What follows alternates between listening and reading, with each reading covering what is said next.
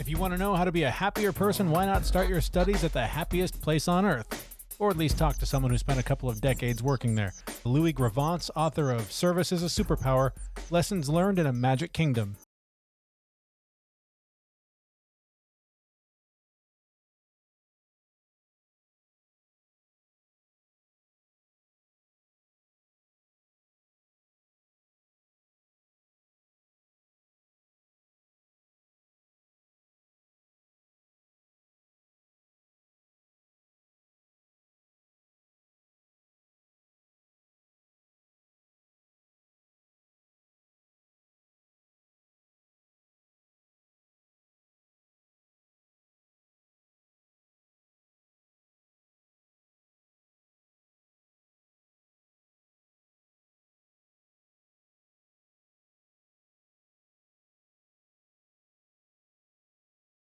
If you want to know how to be a happier person, why not start your studies at the happiest place on earth?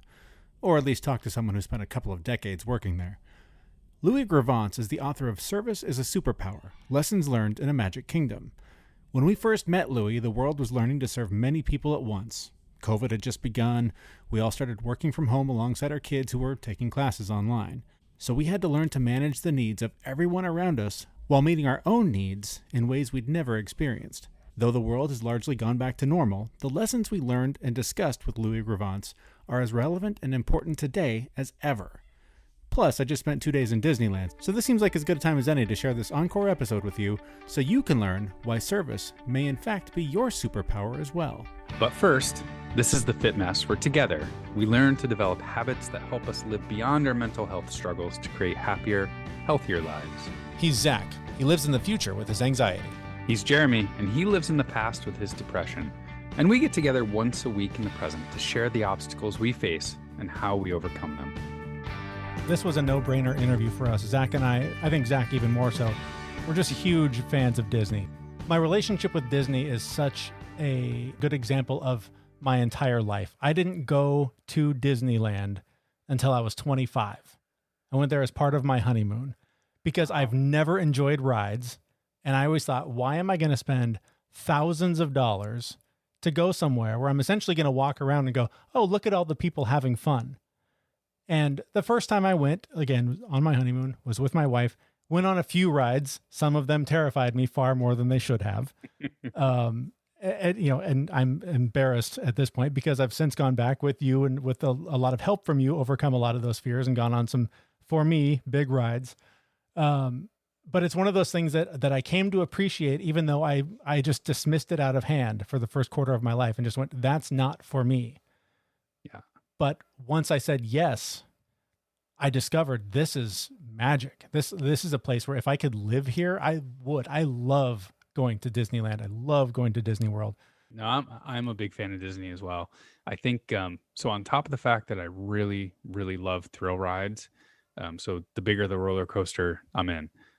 My dad, actually, who passed away almost 15 years ago, he took my sister and I to Disney World almost every year. So I just remember being super happy as a kid and with him. And that was, the combination of the two were just amazing for me.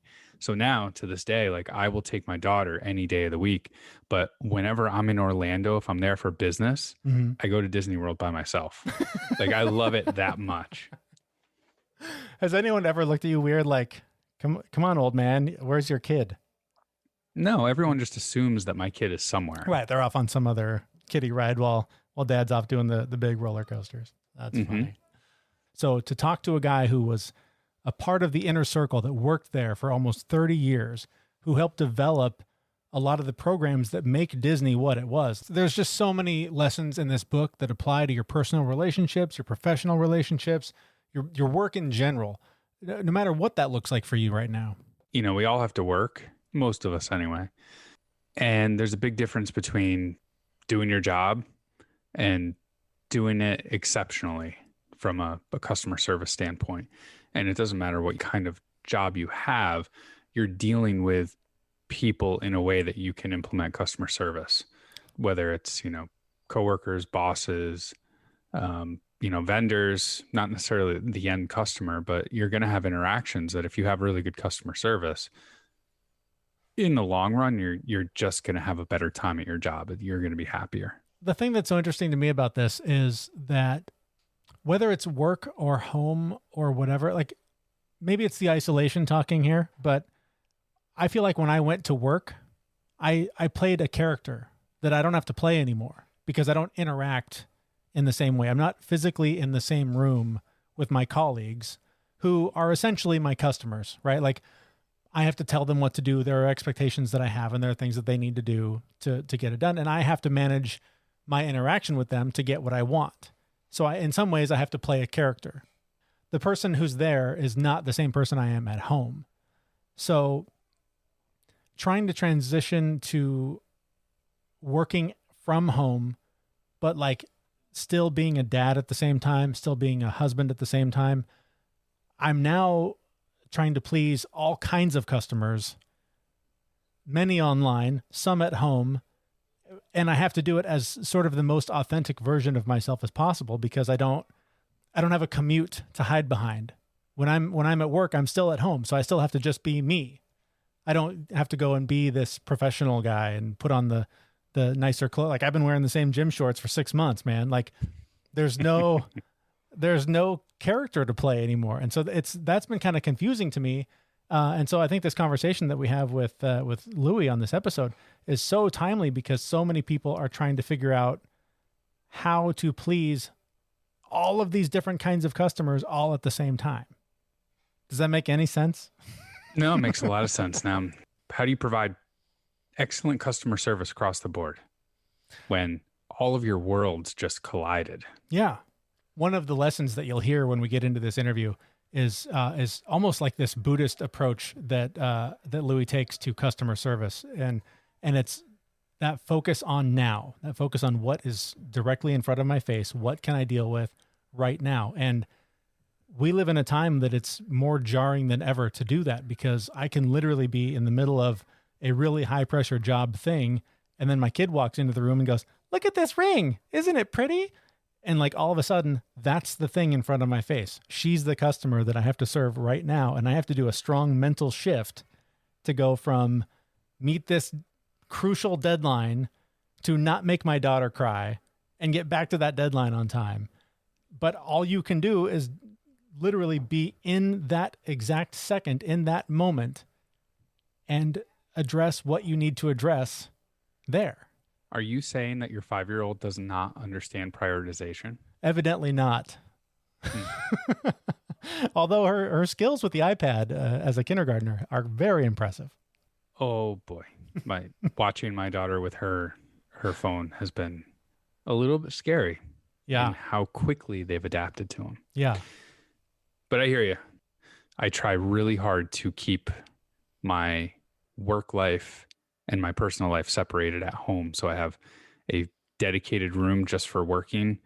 And my daughter comes in occasionally and she gets on camera. People at work have seen her. Yeah. And, but I've seen everyone else's kids and right. It's no different. So it is interesting because the whatever character I am playing for work at that moment breaks. Yeah. For just a second and throws me off my game occasionally.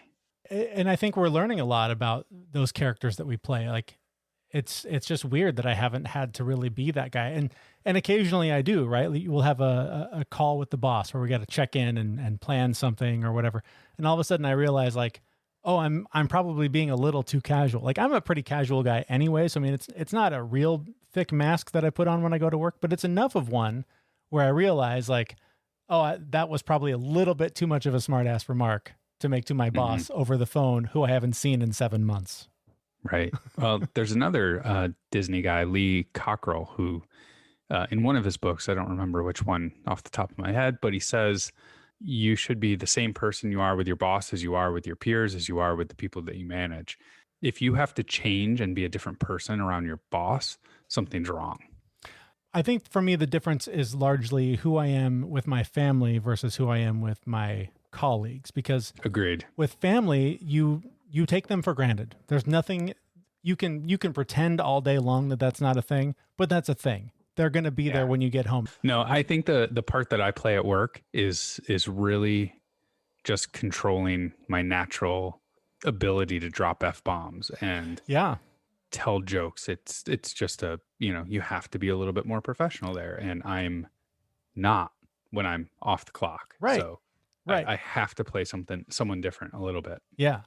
But you got to be show ready, right? I mean, that's the thing. That's what we're going to hear from Louie Gravance. He's the author of Service is a Superpower. We had a chance to talk to him a couple of weeks ago, and we were able to talk about how the magic of Disney customer service really relates to your life now in whatever version of normal this is. I'm curious, in the modern world that we've been living in now the last 6 months, so many different customers to keep happy. We're keeping our kids online and doing tech support for our kids, and then we're doing our day jobs, and then if we have a side hustle, we're trying to do that. How do you keep it all straight? What do you look for in each customer, in this case, each person you're trying to keep happy? What do you do to make sure that everyone's needs are being met without just completely draining yourself? The first thing you do is you get your personal service theme down. When somebody starts at a Walt Disney theme park, and I know because I was that dude who you met on your for years. I was that guy you met on your first day. I was that bazooka pixie dust. That it was my job to convince you to engage your heart. And we had 4 words that we needed you to remember: safety, courtesy, show, and efficiency. In that order. We isolated and identified those 4 words. And I, like in the book, I have a little workbook within it where I encourage people to think, we've been self-employed a lot longer than we thought. Even if we've been working for a company, we have personal brands, and we need to navigate our personal brands the same way that a big company does. And I thought to myself, all the times that a big company I've worked with, a big bank or financial institution or hospital, and we've worked out this sort of formula. And I thought, shouldn't people have this? Like, is it really any different if you're starting a small business, or if you're even independent? And shouldn't you be able to work out your same service theme? So I isolate and identify a way that you pick your 4 words. What's your safety, courtesy, show, and efficiency? And then from that launching pad, figure out what the most common emotional impact your job, product, or service provides. Like at Disney, it's happiness. At Bank of America, it's security. That's the final emotional impact. I would look at that. I would look at the 4 words you've selected that are going to support that, and then I'd get your head together in a couple of ways. One, you can't think of yourself as somebody that needs a job. No small business person is sitting around going, you know what, I'd love to hire more people. But what they are saying is, I've got a problem that needs to be solved. So you need to think about that right away. What problem are you solving for somebody? Mm-hmm. And there's so much here. You've really opened up a can of worms. The whole thing about, you know what? A lot of us are working from home now. And it's so funny that everybody's like, well, we're just going to work from home. There is an art to working from home, and that I think we've been real casual about. And one of the things, and I had to try 3 times, I would get reabsorbed back into corporate America because I'd be rudderless. You know what? We talk at Disney about being show ready. And it's really important when you get up and you work from home that you're show ready. And that means that if you're going to work professionally from home, you dress professionally from home. And that is a drag. Mm-hmm. But you know what? As you just said, you got kids around. When you dress professionally from home, it doesn't just send a message to you. It sends a message to the kids, to the wife, husband, spouse, that we're not in perpetual weekend. We are not, it's what we call being show ready. And I think right now, as we think of ourselves as either looking for new gigs or finding new ways to engage our talents, we want to be show ready all the time. I know that sounds corny. I know that sounds really, really corny. But we need to get up and be show ready, if not just for us, but to let everybody know we're not in perpetual weekend. As I was reading your book last night, I went through that part as I was just finishing up work in gym shorts and a t-shirt. Yeah. That part of it really hit me last night, that And I had a work meeting today that I actually had to dress up for at home. So your book came at a really good time for me to step it up a notch for my work meeting today. People are having to reinvent themselves now. Like, a lot of people I know are, what they have been doing for years and years and years isn't applicable anymore, and we have to reinvent ourselves and do something different. How can the strategies in your book be used by those people who have to reinvent themselves? Well, the first thing I would say about this reinventing yourself, that if you really figure out and come to grips and land with what the emotional impact is of what you're selling, that hasn't changed. You really want to play to your values and not your fears, because, for example, I'm in the speaking business, and people are really swooping down on speakers saying that if you don't invest thousands and thousands of dollars in just the right home studio equipment, you're not going to be relevant. And what I want people to know is that your service is always going to be relevant. That's not going to change. It might not be practical for a little while, but the emotional impact of what you sell is still going to always be relevant. And two real quick things, I would really realize that service is an investment and not something that you give away that doesn't come back to you. And this is something I really hit hard in the book. That's the whole theme, is that every time you delight a customer, a colleague, every time you exceed somebody's expectations, it is a self-investment. And excellence will always seek and find other excellence. As I point out in the book, I was a child actor until I was too hairy to be one. and then worked in a restaurant, which usually you work in a restaurant and then you get on TV. But my life plan was to be on TV and then lose everything and realize what a punk I was. Just a self-entitled punk I was. And so I find myself working in a restaurant and I have no skills. I have no waiting skills. So I thought, oh, no. I better act like I know what I'm doing. What am I going to do? I know. I'll act like I worked at Disneyland. I will act, and then I'll be so gracious that people will not notice how bad my actual waiting skills are. And it worked because the intention was there. And that's the other thing, is that the first skill of the service superhero is intention. And your intention is going to be as relevant today as it was yesterday, as it was pre-COVID, as it was post-COVID. That's the thing we have to realize, is that our service is always going to be relevant. And if you feel lost, think of the people who you've delighted in the past, in the jobs you've had in the past. Think of those people. Think of those incidents. And I would find a way to reconnect with that energy, those people. And they might at least steer you in the right direction. They know you for other excellence. Remember, I said excellence will seek and find other excellence. That's how I got plucked from working at a restaurant to then work at Disneyland. So, which started my Disney career and got me back into show business. So there's a lot there. Yeah. I'm curious. You mentioned a couple of things that set off my and I mean this in a positive way, my woo-woo brain. The idea of imagining yourself as a Disney performer in that waiter job. How much, and maybe it's the same answer you just gave us, but how much do you believe in manifesting your own destiny and believing, like, if I just believe that I'm going to do this, it's going to happen either through my hard work or destiny or whatever? Okay, well, here's the thing, and no one else has asked me that question, but my business is a strange, covert, metaphysical mission.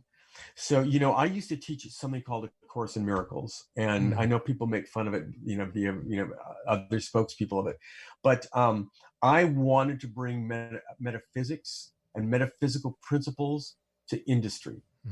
And that's why the first program I ever wrote for Bank of America was called the Bank of America Spirit. And so, yes, I want people to invest, to know that there is great power in service, and that it will always come back to you, whether you can see it in our present time frame or not. There's a lot of things happening at the same time. So, yeah, I thought, how do I bring the Disney thing and the Course in Miracles thing how do I marry this together? How do I marry those messages together? Hence, service is a superpower, lessons learned in a magic kingdom. So you were talking about excellence, finding excellence. And I'm just curious, with millions of people sort of waiting for that next job, waiting to get hired, waiting for some sense of whatever the next normal is going to be to happen. How do you make your excellence stand out when you're on the beach waiting for someone to respond to your resume, or waiting for the job market really to even open back up to create those opportunities? First of all, the whole waiting for something to happen, I would start right there from that consciousness, because even any step forward is a step forward, and just the act of waiting for something to happen is almost a declaration that it hasn't. Mm-hmm. So Yeah. it's very important, sort of like I think there's a song in one of the Nemo films about just keep swimming, Mm-hmm. Mm-hmm. just keep swimming. Even if it's getting your files together, even if it's doing sit-ups, if any forward motion at all will lead to another forward motion, and will get you out of that mindset of I'm waiting for something good to happen, and until then I'm in a state of suspended animation. We used to have a thing at Disney called, they're big with acronyms there, and it was called WIN, WIN, WIN, Mm-hmm. WIN. And what it meant is what's important now. And I always tell people, when you're and I've been in the situation where I was completely overwhelmed. Mm-hmm. What I say is, do whatever is physically right in front of you, literally right in front of you. What is closest to you physically? Yeah. Do that. Whatever needs to be done that is within the closest proximity to your body, start there.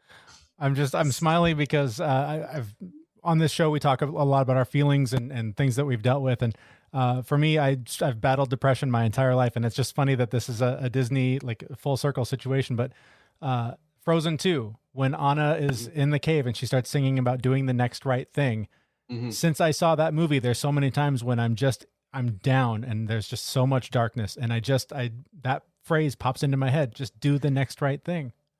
As someone else who lives with clinical depression, and I try to explain to people what it feels like, I say that it feels like you're walking through water and your skin hurts like you have the flu. Yeah. That's what it's like. And so, and to your point, and what you have to do is what you don't want to do, which is to keep moving forward. It's so hard. And faster.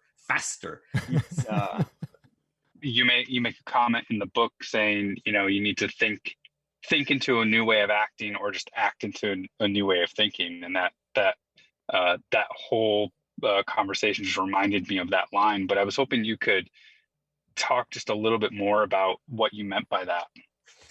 Well, as I can tell, that just as you and Jeremy demonstrate sort of how different right brain and left brain thinking, just quite obviously, people can come at change differently. For some people, they have the ability to think themselves into a new way of acting. For people like myself, I have to act my way into a new way of thinking. I have to act as if. I have to move forward as if. I know people that have a serene core that can think themselves into a new way of thinking. And if that is your strength, I try to mention ways in the book, things to focus on that will help you recenter. If you are that kind of person that works through your challenges that way, I try to offer some proven exercises for working through it that way. If you are like me and you have to act your way into a new way of thinking, I try to provide examples there. Which are you? Can you think your way into a new way of acting, or do you think you're somebody that acts themselves into a new way of thinking? I think it depends on what it is. For all of the things that I've done over the last 20 years, if it's somewhat related to that, if it's something that requires a similar mindset or a similar thinking pattern, I can think my way into that. If it's something that is, just to be fully blunt and transparent, like I've never really interviewed people. So this is me acting into a different way of thinking. Right. When we started doing these interviews, I couldn't prepare myself. I couldn't think my way into a conversation. And so I just had to jump in and act like I knew what I was doing, when in the beginning it was very apparent I didn't. And as we've gone on, it's gotten better. But for me, it depends very much on the situation. You know what? Because I think that we, as it says in A Course in Miracles, we learn what we teach. For example, I appear very carefree on stage. I appear very, very, very, very comfortable on stage with my message.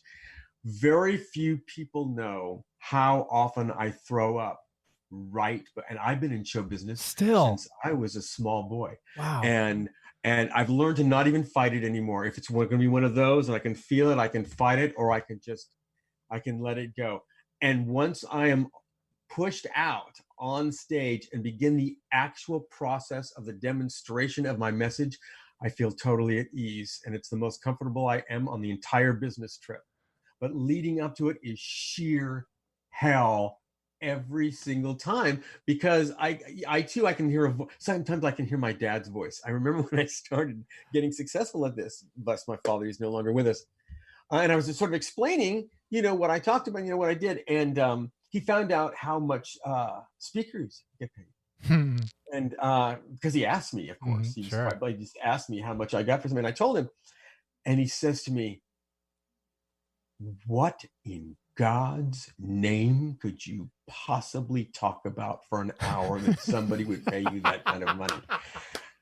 And so sometimes I hear that, like the hour before, I think like, well, like, am I like the Wizard of Oz? Am I like some sort of fraud kind of thing here? Yeah. So I actually have to hear myself even though I've done it hundreds, thousands of times. That's amazing. So sometimes I will tell somebody, I can tell that a vice president that's going to go on after me is very, very, very, very nervous.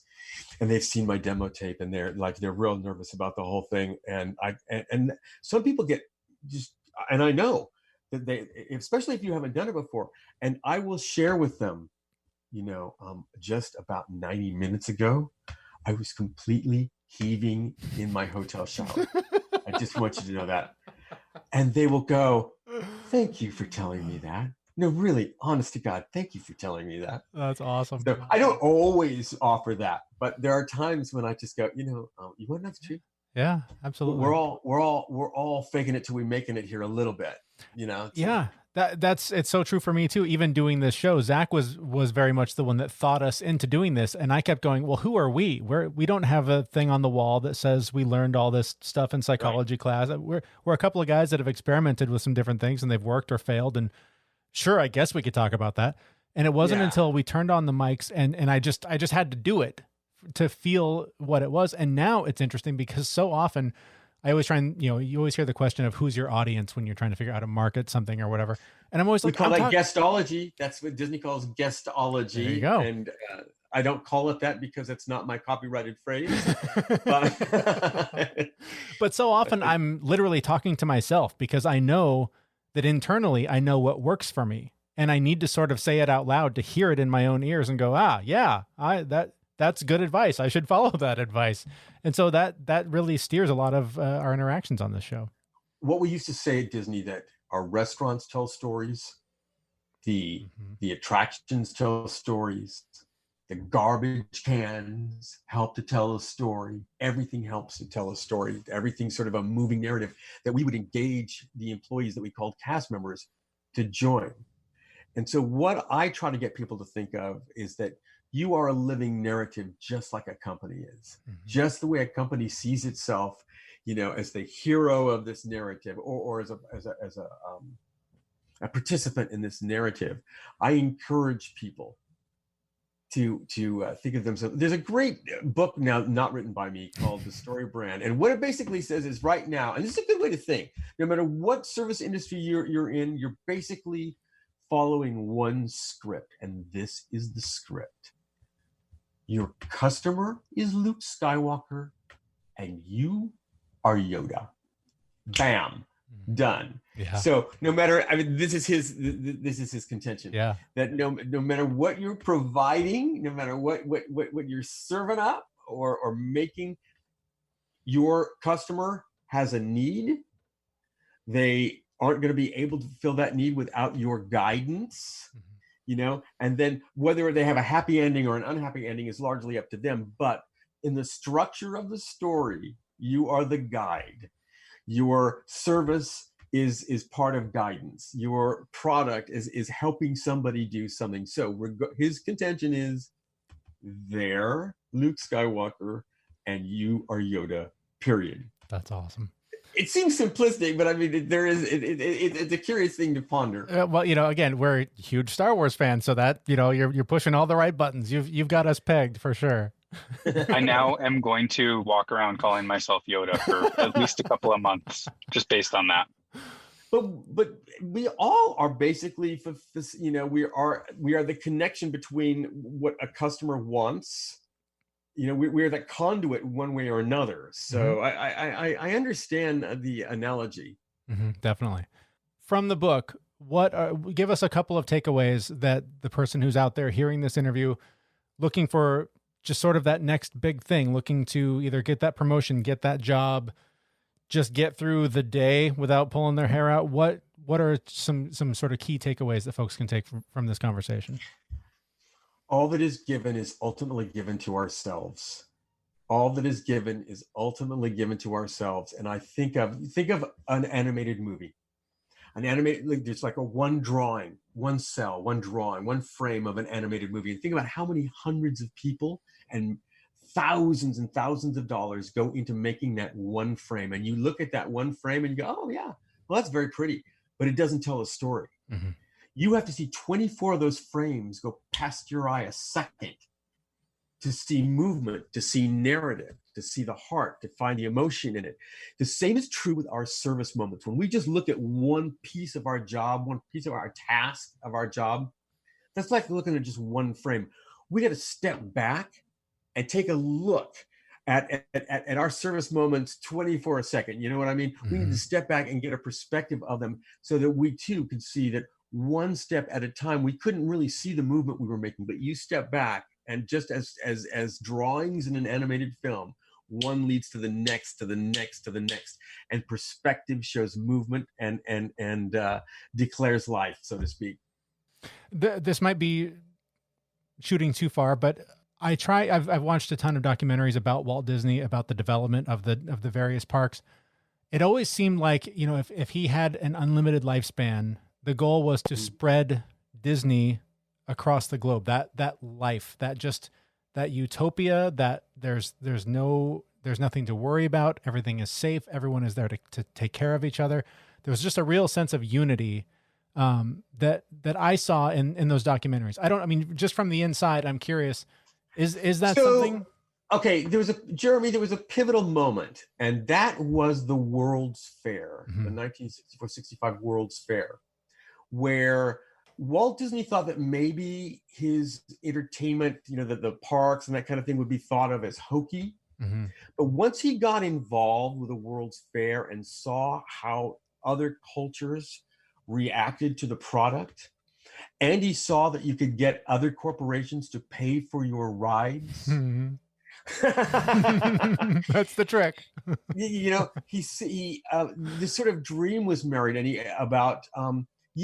I don't know that he thought of spreading Disney in sort of a cult-like thing, but the way of bringing excellence in entertainment, the finest in entertainment, and that Disney quality and standard.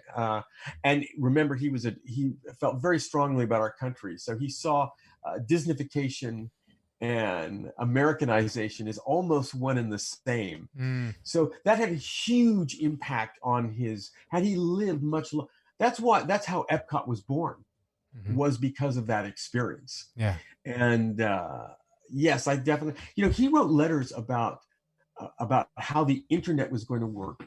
The year that he died, he'd already been spoken to by people about how you were going to be able to simultaneously speak to the world and how people were going to be interactive. So yes, he was quite a visionary.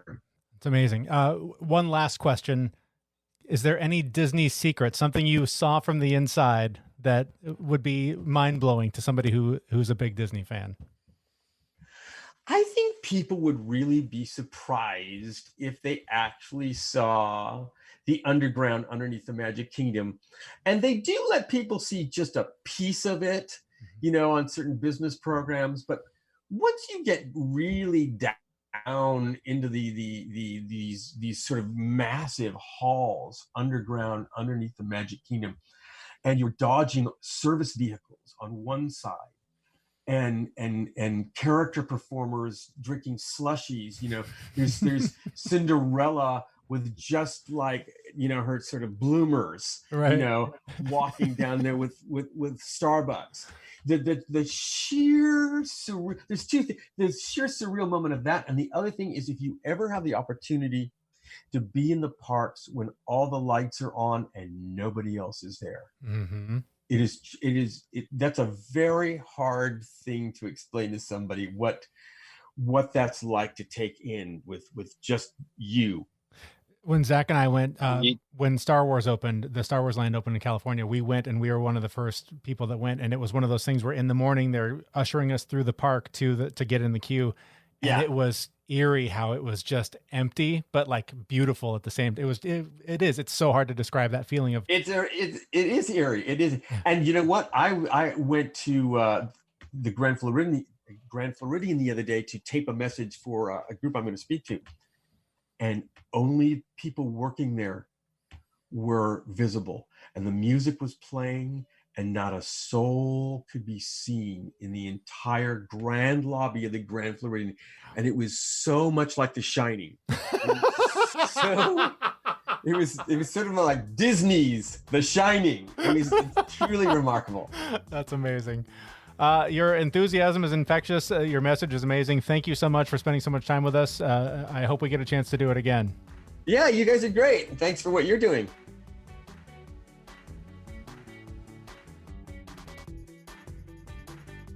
It's so funny that he said, seeing the park empty. When we went to see Galaxy's Edge, we had a reservation to go in at 8:00 in the morning. Yeah. Or something like that. And what that meant is we had to get in line I think we got in line at 7. That sounds right. Yeah. Yeah. Before the park opened. So we got to the gate and we were able to walk all the way through Main Street and over to the spot where Galaxy's Edge was, but there was nobody in the park. It was just empty. It was really eerie, but it was super beautiful. It was. I've got a little bit of video that I shot on that trip. I'll post that on this episode on the webpage, just so people can kind of get a glimpse of what it looks like when it's empty first thing in the morning. It is bizarre. And then it's just kind of fun to be there as it fills up and you get to sort of see the park come to life in the morning. It's really cool. Again, that was Louie Gravance. The book is Service is a Superpower. Terrific book. It is, if you are a Disney fan at all, his stories about just what he did there and being a part of the culture, really fun. And then the second half of the book is really more of a workbook to sort of work through how to implement a lot of what he talks about in the book and in all the various speaking engagements that he participates in around the country. So I really love this book, and I've read it a couple of times now since we talked to him.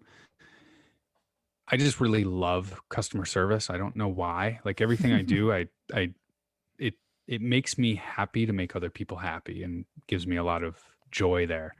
But I was fortunate enough to be able to do some Disney training for leadership and customer service about 7 years ago. And it literally changed my professional life. Like I went back to work and managed things that I would have never thought about managing. Like having a group of people at work, when they got like a ticket to go do something, I would make them call people. Mm-hmm. Usually they would send an email and be like, hey, we'll take care of it this time. I made them pick up the phone because it was a touch point with the customer and it made the customer feel special. Right. And once they started doing that, just picking up the phone and telling them something like, hey, we can fix it right now, or hey, we got your problem and we're a little busy. Is this an emergency? Otherwise we can take care of it, down the road. The scores that we had on whenever a case was closed or something like that, there was the ability to leave some feedback, but the scores went up dramatically just because of that, managing that touch point that you wouldn't have done. And Most companies don't do that. But like little things like that just made things so much better at work. It was an amazing experience to just think about all these little things where you can manage that touch point with the customer and make customer service the front line of what you're doing. Even though like what I was doing didn't have a ton of customer service involved, I was able to roll it in. So this book just puts that into even better perspective and actually, extend it into your personal life, because it's all about service everywhere. Or that's an important point to make too about just our relationships that we're managing. I literally, before we started recording this episode, I was on the phone with a friend of mine that I haven't talked to in months, and other friends alerted me that he might be struggling. And so I reached out, and he needed somebody to talk to. And we talked for like 45 minutes, and to the point where I was like, we need to continue this conversation, but I need to do this other thing. But I could hear the gratitude in his voice where he was just like, God, just to have a human being to share this with just alleviated. I mean, when he first answered the phone, I thought, God, he's not good. This is a hard time he's going through. And by the end of it, I just heard a little more, just some of that stress had lifted. You could hear it. And so think about that as you're stuck in your house for the 7th day in a row or whatever it's been since you left to go to the grocery store, and just think everybody else is struggling like this too. And if you can, call. If you can't, at least a text, like something, like you said, manage those touch points, because your relationships are also customer service. And I think that a lot of these principles apply to personal relationships, maybe more so than business relationships. Yeah, but think about that. You called. Had you sent a text, you wouldn't have gotten anywhere near the response that you got, right? Yeah, totally. Texts are good, but I tell people this all the time. I've seen people go back and forth in email, and a lot of context is lost in email. Just pick up the phone and call someone. Mm-hmm. I've seen, 3-day long email conversations get resolved in 5 minutes. Yep. Pick up the phone. Because, and this is important too. I feel like this is something that we're quickly losing the skill of doing, especially because we're also disconnected.